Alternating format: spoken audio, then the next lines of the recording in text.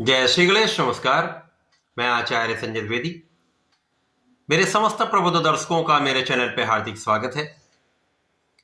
प्रिय दर्शकों, आज मैं मकर राशि का जनवरी 2026 का मासिक राशिफल लेकर आपके सम्मुख उपस्थित हूं।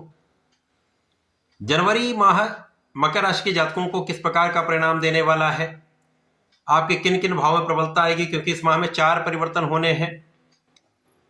सूर्य, मंगल, बुध और शुक्राचार्य ये ग्रह राशि परिवर्तन करेंगे। पहले ये धनु राशि में साथ में ही गोचर कर रहे हैं, चारों ग्रह साथ में हैं, और राशि परिवर्तन करके ये पुनः मकर राशि में चारों ग्रहों का एक साथ संयोजन बनेगा, जो निश्चित रूप से समस्त राशि के जातकों को प्रभावित भी करेगा, कुछ विशिष्ट लाभ देगा।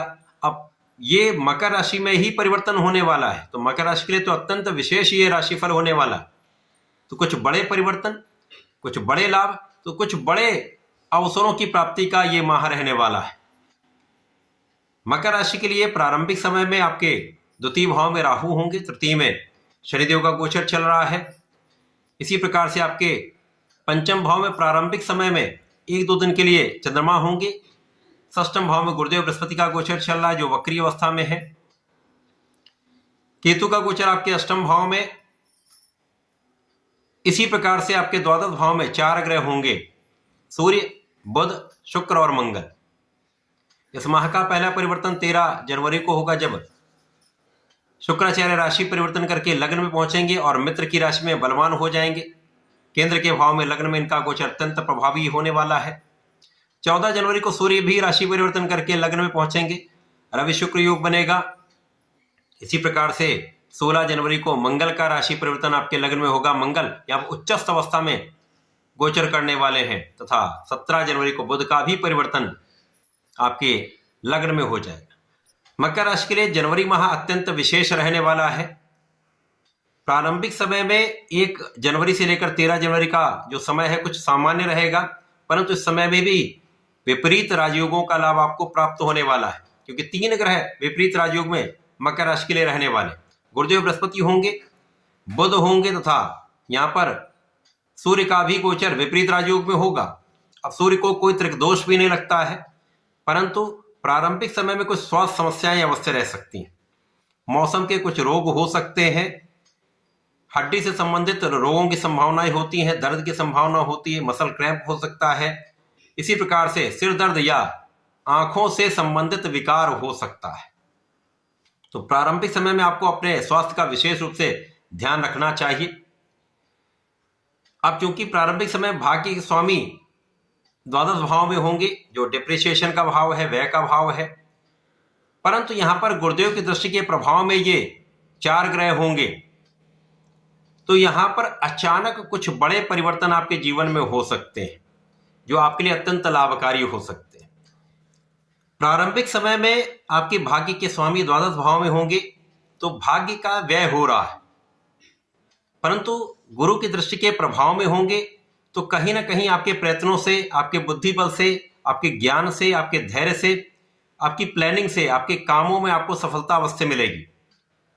जो जातक विदेश जाकर नौकरी करना चाह रहे हैं, विदेश में सेटल होना चाह रहे हैं, उनका काम यहाँ पर बन सकता है। इसी प्रकार जो लोग विदेश से संबंधित होकर या विदेशी नौकरी में हैं, तो यहाँ पर अच्छा धन लाभ आप प्राप्त करने वाले, यहाँ पर किसी प्रकार की कोई बड़ी समस्या नहीं है। केवल यहाँ पर आपकी स्वास्थ्य समस्याएं हो सकती हैं प्रारंभिक समय में। जहां आप योगा प्राणायाम करें, स्वास्थ्य का ध्यान रखें, खाने पीने पर नियंत्रण रखेंगे, तो समस्याएं कम से कम होंगी। विशेष रूप से जो लोग एडिक्शन में है, किसी प्रकार के व्यसन में है, उनको ध्यान देने की आवश्यकता है। इसी प्रकार से यहाँ पर आपके शत्रुओं का विनाश निश्चित है, शत्रुओं पर पूर्ण नियंत्रण रहेगा, तथा आप अपने ऋण से मुक्त हो सकते हैं। तो एक अच्छा समय आपका जनवरी माह आरंभ हो रहा है। मंगल यहां पर होंगे। अब मंगल आपके लिए चतुर्थ तथा आपके लाभ के स्वामी है। मंगल यहां पर जाकर आपके लिए कुछ समस्याएं उत्पन्न कर सकते हैं, स्वास्थ्य में कुछ व्यय करा सकते हैं, बिना कारण से कुछ व्यय करा सकते हैं, विवादों में कुछ व्यय हो सकता है, परंतु समस्त कार्यों में आपको अंततः विजय अवश्य प्राप्त होगी।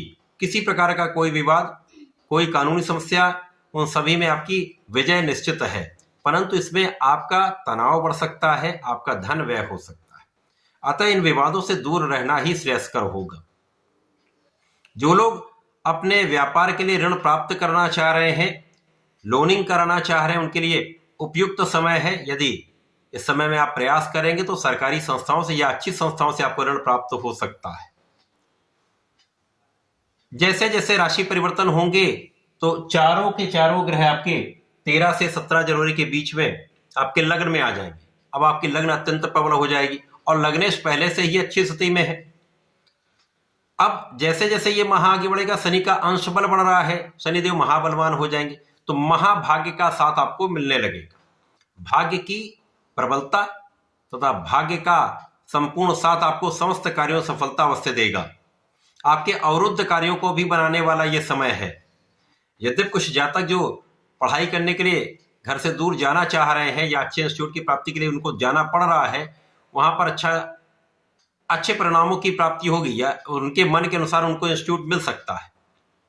संतान के कारण आपकी कुछ चिंता हो सकती है, अनावश्यक चिंताओं से आपको बचना चाहिए। परंतु ज्ञान के लिए, शिक्षा के लिए यह भाव आपका कहीं पर किसी प्रकार से दूषित नहीं है। अतः इस समय में आपको अपना संपूर्ण प्रयास करना चाहिए, तो आप अपने शिक्षा के कार्य में सफलता की प्राप्ति अवश्य करेंगे। अब लग्न में 4 ग्रह हैं जिनमें भाग्येश भी हैं, जहां पर आपके सुख और लाभ के स्वामी मंगल भी होंगे जो उच्च अवस्था में आ गए। साथ में शुक्राचार्य जो आपके लिए कर्म क्षेत्र के स्वामी हैं तथा आपके लिए ज्ञान के स्वामी हैं, और सूर्यदेव होंगे।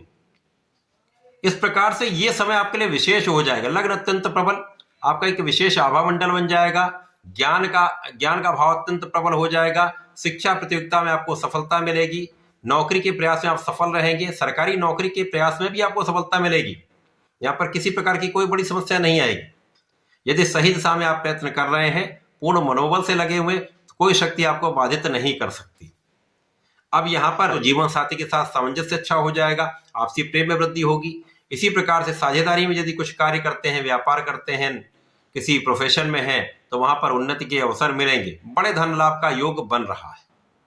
केवल पूरे समय में विचारशील होकर आपको कार्य करना चाहिए। बिना विचारे बोलने से बचना चाहिए, क्योंकि वाणी का भाव निश्चित रूप से दूषित है। लेकिन वाणी के कारक अच्छी स्थिति में मित्र की राशि में होकर महाबलवान है, तो वाणी से महा लाभ आप ले सकते हैं यदि विचार करके आप कार्य करें। परिवार के बीच में भी अच्छा सामंजस्य होगा, परिवार का साथ मिलेगा, परिवार से आपको लाभ मिलेगा यदि सोच विचार कर आप बात करेंगे। बुद्धि बहुत अच्छी रहेगी, कुशाग्र बुद्धि रहने वाली है। आपके अंदर ऊर्जा का श्रेष्ठ प्रवाह रहने वाला है और ऊर्जा का सही दिशा में आप उपयोग करने वाले। स्वास्थ्य समस्याएं समाप्त होंगी, आप बहुत स्वस्थ रहने वाले हैं। तो यहाँ पर प्रगति का मार्ग प्रशस्त होता जाएगा, समस्याओं का निस्तारण होता जाएगा। धीमे धीमे ये माह आपके लिए धन का मार्ग खोलेगा, आय का मार्ग खोलेगा, लाभ में वृद्धि निश्चित रूप से करेगा। इस माह को और अच्छा बनाने के लिए आपको नियमित रूप से भगवान शनि देव की पूजा करनी चाहिए। ओम शं शनिश्चराय नमः का जप करना चाहिए, या ओम प्राम प्रीम प्रोम सह शनिश्चराय नमः का जप करें। प्रत्येक शनिवार को ये 3 माला, 7 माला, 11 माला करते हैं, विशेष लाभ आपको मिलेंगे। भगवान भोलेनाथ पर जलार्चन करके काले तिल का अर्पण करिए, गंगा जल का अर्पण करिए। इस समय का सर्वश्रेष्ठ लाभ आप ले पाएंगे। ऐसा करके इसका उपयोग करें। धन्यवाद, नमस्कार।